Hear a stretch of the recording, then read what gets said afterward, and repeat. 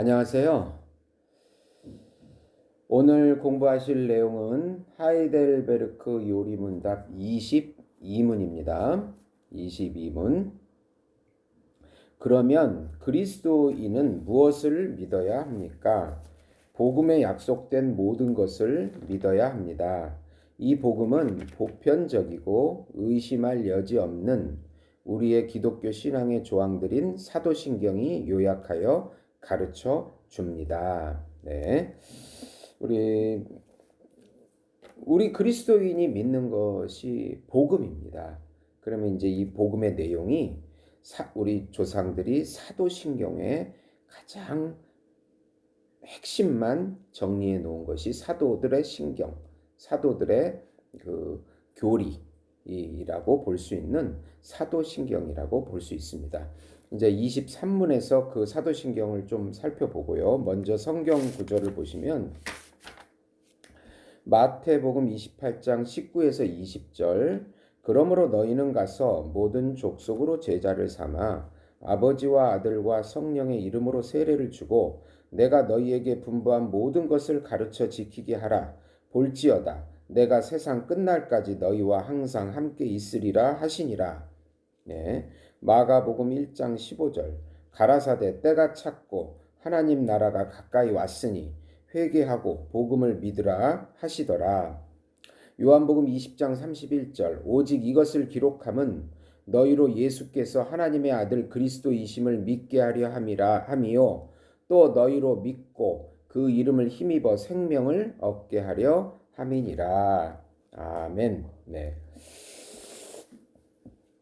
이제 복음이라고 하는 것은 우리에게 기쁜 소식입니다. 아담의 선악과 사건을 통해서 단절된 우리들에게 이제 영원한 하나님과의 분리라고 하는 생명이 없는 그런 삶에서 복음이라는 소식이 와서 그 하나님이 우리와 다시 하나가 돼서 연합되어서 하나님의 생명을 같이 누리게 해 주시겠다. 하나님의 자녀로 다시 삼아 주시겠다. 네, 복음입니다. 네. 이 복음을 듣고 믿지 않으면 하나님과의 영원한 저주의 형벌을 받게 되는데 하나님과 분리된 채 영원히 살게 되는 그 저주의 형벌을 받게 되는 것입니다. 이것은 하나님께서 그렇게 작정하신 일입니다. 네. 그러면 복음이라고 하는 것은 보편적이고 의심할 여지 없이 우리의 기독교 신앙의 조항들인 사도신경이 핵심입니다. 근데 이제 사도신경을 이제 잘 이제 좀 조금씩 이제 정리를 좀 해보면 다음 23문에서 하기로 하고 그러면 이 복음에 대해서 조금 말씀을 드리고자 하면 먼저 창조주 하나님 삼위일체 하나님을 믿는 것입니다. 한 본질 안에 세 인격으로 존재하시는 그 하나님. 이건 신비이고 비밀입니다. 어떻게 한 본질인데 세 인격으로가 존재할 수 있는가? 우리 존재 양식이랑은 완전히 다른 것이죠. 네. 성부 하나님께서 인간의 구원을 계획하시고 성자 예수님께서 인간의 구원을 실행하시고 성령 하나님께서 인간의 구원을 적용해 주십니다. 네. 좀 역할이 좀 차이가 있습니다. 그러나 삼위의 하나님의 모든 구원의 역사입니다. 그 창조주께서 인간을 창조하시고 또 섭리해 주시고 또 보존시켜 주시고 당신의 기쁘신 뜻대로 통치해 주시고 인간 역사와 우주 역사를 끌고 가십니다. 네. 인간이 주체인 것 같은데 그렇지 않습니다.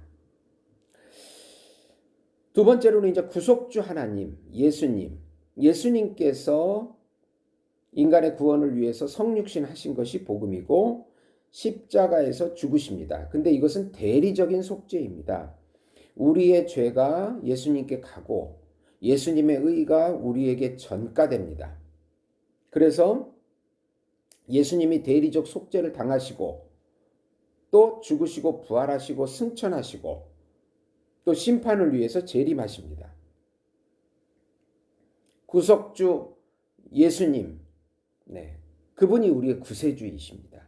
그분이 육신을 입으신, 네, 이 땅에 오신 하나님이십니다. 그분을 믿는 것이, 그분이 바로 또 복음인 것입니다. 예수님이 복음인 것입니다. 예수님의 존재와 예수님의 사역이 바로 복음입니다. 왜냐, 예수님과 예수 믿는 사람들에게 예수님의 의가 다 전가되기 때문에 그렇습니다. 예수님을 믿지 않을 때는 예수님의 의가 전가되지 못하기 때문에 지옥 형벌을 받아야 되는 것입니다. 이제 마지막으로 성령 하나님이 계신데요. 이분은 이 구원을 우리에게 유효적으로 적용시켜 주십니다. 아무리 말씀을 들어도 이것이 내 가슴 속에 새겨지지 않으면 이것이 진리로 받아들여지지 않습니다. 그렇게 받아들여지게끔 해주시는 분이 성령 하나님이십니다. 먼저 유효적으로 불러주십니다. 소명. 그리고 우리를 거듭나게 중생시켜 주시고, 회심시켜 주시고, 의롭다고 여겨 주시고, 양자 삼아 주시고, 성화하게 해 주시고, 또 끝까지 인내하게끔 힘을 주시고, 순교도 할 정도로의 그 큰 신앙에 대한 인내를 주시고, 변질하지 않도록 지켜주시고, 영원한 하나님 나라에 이제 가게 되는 것입니다. 이게 복음입니다. 네. 그리고 예수님과 연합된 선택된 무리의 모임을 교회라고 합니다. 예수님이 왕이시고 남편이신 그분을 믿는 사람들이 예수님과 한 몸이 됩니다. 그 한 몸 된 사람들끼리의 모임을 교회라고 합니다. 교회가 굉장히 중요합니다. 우리가 구원받은 사람이라면 반드시 교회에 나와서 예배를 드리고 은혜의 방편인 말씀을 듣고 또 성례를 행하고 권징을 받고 기도하고 감사하고, 예, 그런 교회를 통해서 하나님께서 구원을 이루어 주십니다. 이 보이는 하나님의 나라, 어떻게 보면 교회라고 볼 수 있습니다. 보여지지 않고 완성된 하나님의 또 나라가 있습니다. 그래서 하나님이 복음이시고 예수님이 복음이시고 교회도 복음이고, 그러나 이 교회가 제대로 진리를 선포하지 않거나 거짓 진리를 선포하면 그것은 거짓 교회입니다. 이단들은 거짓 교회입니다. 이 말씀의 복음의 기초에서 세워진 이 교회, 부족하지만 그 교회를 통해서 하나님께서 복음을 전파하고 선교를 하고, 그래서 하나님의 나라가 확장될 수 있도록 하는 것입니다. 이런 모든 진리들을 듣고 마음으로 믿고 또 확실한 이 진리의 지식을 마음으로 받고 굳게 신뢰하고 믿는 것, 복음에 약속된 모든 것을 믿는 그 사람이 바로 구원받은 하나님의 자녀인 것입니다. 잘못된 지식을 믿으면 거짓 신자가 됩니다. 잘못된 이단에 미혹되면 거짓 신자가 됩니다. 잘못된 복음을 듣고 믿으면 그것은 거짓 신자가 되는 것입니다. 성경에 계시된 그 진리의 복음만을 그대로 그 지식을 배우고 굳게 믿고 그렇게 사는 사람이 참 신자가 되고 하나님의 자녀가 되는 것입니다. 들어주셔서 감사합니다.